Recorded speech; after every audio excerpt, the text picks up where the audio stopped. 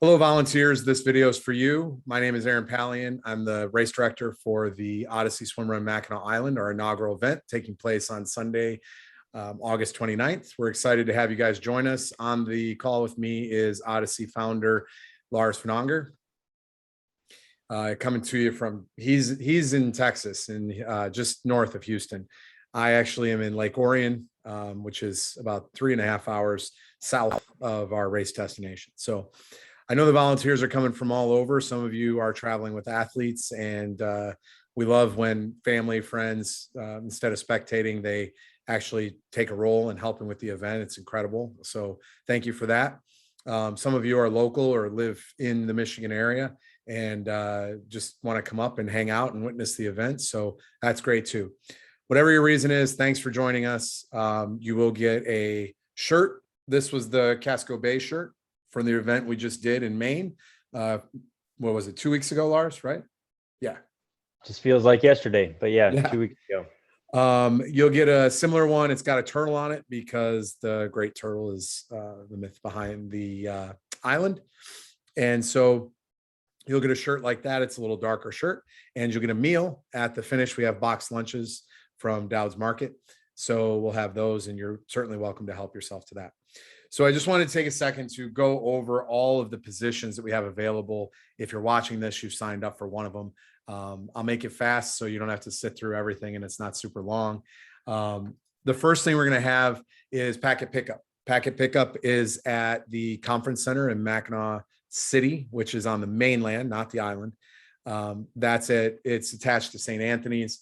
Sister Chris has been nice enough to rent us out that area. So those of you that sign up for packet pickup, that is on Saturday officially from 1 to 4, but the shift starts as early as 12. If you get there 12:30, that's fine too. Just as long as it's before 1.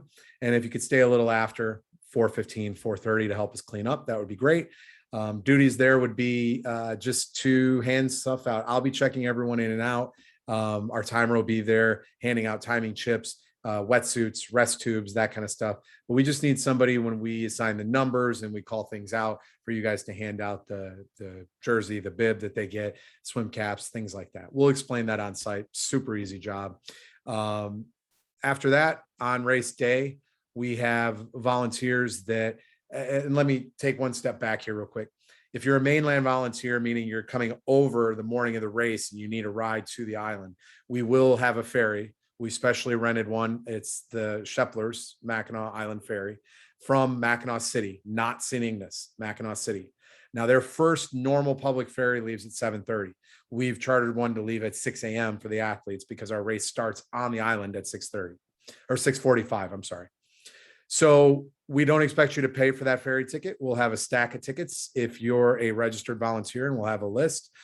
Brian, our medical director, he will have that. So you're going to see him and he will give you your ticket or get you on. Maybe he'll stand there and they'll scan his code a bunch of times. Either way, we will get you onto the boat.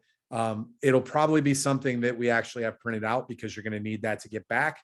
Remember, the Mackinac Island ferries, both ways, you got to show that ticket to get back. So we'll have something like that. If you're already on the island, great. So you just walk over when your shift starts, and we'll talk about that in a second. Ferry gets over to the island, and so the positions we have on the island are our finish line, which is up by Fort Mackinac. There's some bathrooms that they put up, I think, about a year ago. They finished them off this spring, planted the grass. It's really nice. It's kind of tucked in behind one of the houses on the far side there. I'm going to show you guys a map in a minute, which will certainly show you where that's at. So if you're finish line, you're going to be up there. You're going to be working with my aunt and uncle and Lars's mom and dad. His dad's the announcer. His mom usually does the cooking, but she'll be on merchandise this time because we have the boxed lunches. My aunt will be handing out sweatshirts to everybody, and my uncle will be watching the checked bags. So I actually have a cousin too that'll be running back and forth and getting all the meals from Dowd's and bringing them up, and also helping with a number of other things. His name's Avery. In fact, most of the volunteers, if you're listening to this, you might be my family, maybe not, but most of the volunteers in this race are my family. Thank you for that. And so that's the finish line. There's other things there like helping our timer. If you're someone that's going to help our timer, you're going to probably be getting the timing chips off people's off their ankles. and you're going to be getting the rest tubes. I actually have one here. Solo athletes get these. They're a safety device. If they're in the water and they're in trouble, they'll pull on this and inflates. 99.9%. I don't think we've seen one person actually pull this, right, Lars? Let's knock on wood. Nope. Yep. So far we've been good. Yeah. So Since most of you are Palians, I just want to say, if you are as organized as, if you're a sliver as organized as Aaron, this is the best run rate, hands down. So thanks, thank Lars. you, Palian crew. So this will be around the solo athlete's waist. So maybe about half or more will have this. This also needs to be taken off and put in the bucket at the finish. Some athletes will rent wetsuits. They'll know to turn those in, but that's one of the volunteer positions to collect that stuff, helping to put up the finish line and the flags. Volunteers at the finish do that as well. But then there's a period of time when you just relax and listen to music. That area is shaded. Parts of it are shaded, so that's nice. So moving along on the course, some of you, and this is where my family members come in even more, have all of the swim exits have been signed up. So thanks for that. But those of you that aren't my family and you're listening to it, just so that you know, the swim exits, we have all the swim exit people in one of these vests. Swim exits are marked with orange cone, and the swim start, I don't know where the swim starts, are marked with the yellow cone. More often than not now, what we're filling are these swim entries, just to have someone there, point athletes in the right direction. So if you are a swim entry person and you find your way to the yellow cone where you're assigned, the athletes, you will point them out, tell them to walk out to the orange buoy. We have one buoy on the course. It's always at the start. It's always just to get them deep enough in the water. So that'll be set where it's deep enough for them to swim. There's to swim out to that or walk out to that, whatever they want to do. And they'll always hang a left. And that will be where they start swimming parallel to shore to go find that orange cone down the shoreline. So that's the extent of the swim entry, which a lot of you are on. Lars, did you want to add anything? No, I think we well covered. We just had a safety meeting with our kayaks and our pontoon directors, and there will be kayaks that are out there that are affiliated with our race. There will also be a couple boats. So, but part, Aaron was just out there this past weekend, said visit excellent for the athletes, be able to see those cones. So you might have athletes who ask you some simple questions. It's always just going to be, where do I swim to? That type of thing. Yeah, and it brings up a good point, guys. We love volunteers, and we know you guys are always trying to be helpful. If you don't know the answer to a question, it's better not to answer it than to answer it incorrectly or guess. We've had a number of volunteers that mean all the best in the world, but they've been walking along on a path or even positioned on a path, and whether they forgot which way they should point people or they just didn't know, an athlete would ask, and we've had people point athletes in the wrong direction. So certainly if you do not know the answer to the question, it's better to say you don't know. At least the athlete will stop and try to figure it out at that point instead of trusting a potentially wrong answer. So the athletes, just so you're aware how to identify them. If they're in the water, approaching the water, some will run with these on, but swim caps, this is long distance, this is short distance or short course. They will have what we call bibs on. They're like running singlets. They won't be pink like this. They'll be red or blue to match their swim cap. This is the only one I have at the house. Their number that identifies them will be in the middle there, and their timing chip they have on their ankle will also match that number. We only tell you that just for general knowledge, so you know, and how to identify them. If something happens where you need to know their number, that's an easy way, and you can relay that to us. All the volunteers will have the contact information of the directors and the medical and all that stuff, so you can easily text us if you need to. It is very possible you'll run across someone who is dropping out of the race. Obviously, if they're having trouble, need medical, or if it's a medical emergency, you're going to call 911. If they need medical, you'll have that number. Get a hold of Brian or the medic that's close by. They'll come over and help in a basic, non-serious incident. And if anyone just pulls out of the race in general, we need to know their number. And if you want to take their chip, so we have that if they're nowhere near the finish line, you can get us that later, just so they you took it from them. If they're headed back towards the finish, just remind them to turn that stuff in. The way that we mark the course,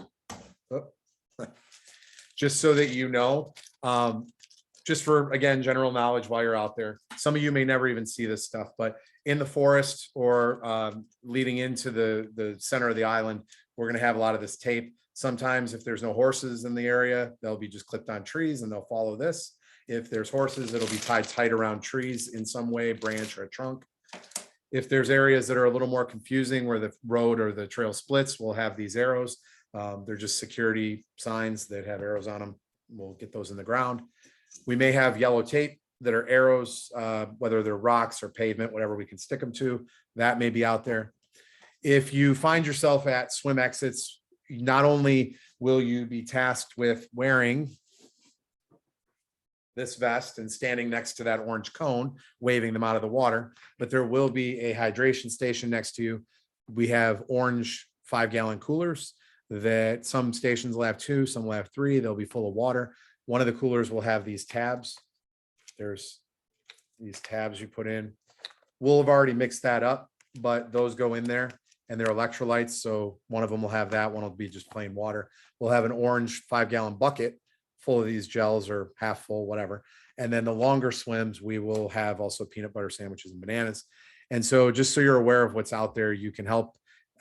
We don't hand them to the athletes, let them take that stuff on their own. You're more responsible for getting them out, helping them get out of the water as far as waving them down. If you're on the exit, we're going to give you a link to a Google form and you're going to type in their number on your phone on that Google form. When they get out, you'll type their number in, you'll hit submit, and you'll do that for every single one. So if you're at a swim exit, you're listening to this, you need a chair. Bring a chair with you. It's going to be, some of you, it's a short day. Some of you, it's a longer day. It'll be a lot of fun, but bring a chair of some kind with you. Most of the people signed up to volunteer won't need bikes. Either you're bringing your own, most of my family's bringing their own bikes, or you're in a position where most of the other volunteers we have signed up, it's just a short walk up to the fort at the finish, or it's just a short walk over to swim 1 or 2. You really don't need a bike, but if you want to bring your own, that's fine. If you volunteer later and you're at one of those entries or whatever that's far around the island, we'll figure out how to get you out there if you don't have your own bike. As of now, that's not really an issue. So Lars, did you have anything else you wanted to add? I mean, it seems very, very basic, but knowing Aaron and how he covers every single detail, I feel very like I should say this, but make sure to wear sunscreen, put on an extra coat of sunscreen and water bottle so that you stay hydrated out there. Maybe even pack a little snack so you can stay fueled out there as well. For some of you, it's going to be a long day. For others, you might be near the finish line where we're going to have boxed lunches. And I think, Aaron, we've made sure that volunteers can have those as well, right? Yeah. So when you're done, depending on when your shift is, I mean, if you're at the finish line, the box lunches are going to be there. Feel free to eat whenever. Those of you that are out on course, when your shift's done, come back in and come to the finish line, join us, hang out, get a box lunch. We may not bring that to you on course. None of the shifts on course are super long. So we would expect when you're done to come grab that from the finish. If something comes up and you need it brought out to you, just let us know. We're going to be running around all day. So also, I wanted to share my screen for just a second, guys, before we log off here. Give me 1 sec to pull it up.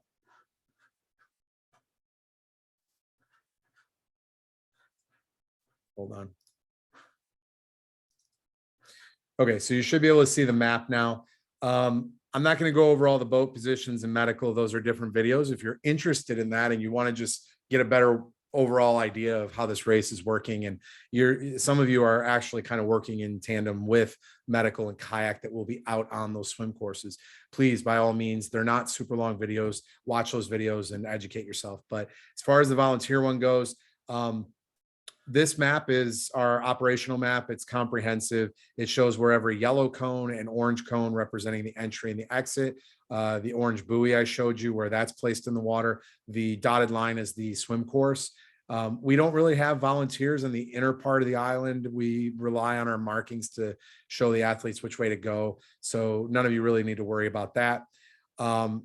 you'll be able to see if you walk this path. I'm going to give you all this map also printed on waterproof paper, should hold up the whole day.